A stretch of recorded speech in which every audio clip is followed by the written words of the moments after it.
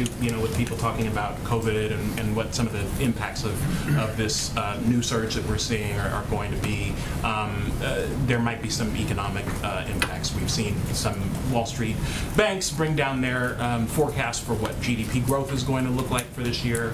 If that continues to be an issue, would the White House consider more stimulus of the type that we saw earlier this year, $1,400 checks, et cetera?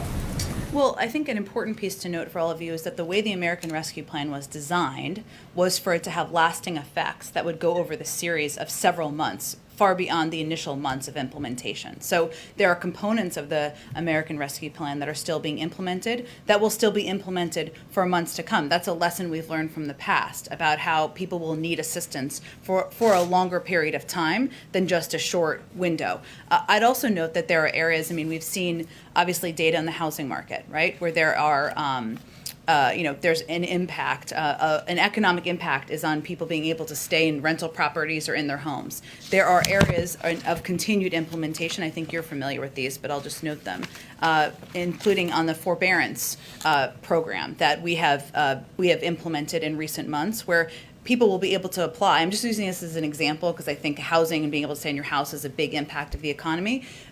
People can still apply through the end of September and still benefit from forbearance for 6 months following and then even longer. So point is, there are a number of programs, the child tax credit, which as you know, we started implementing in monthly checks, but there's still going to be a benefit through to next year, that are part of the American Rescue Plan that we will continue to implement. I would also say that when it comes to the economy, there's no significant signs, according to our economists at this point, that the Delta variant impact across the country. We'd expect that much of any economic impact would be felt in the communities with lower vaccination rates. That's why we're doubling down on our efforts to ensure we're reaching Americans with the vaccine where they are. And that's one of the notes that I think our Secretary of Commerce made last week as well. One of the biggest, most important steps people can take is to get vaccinated.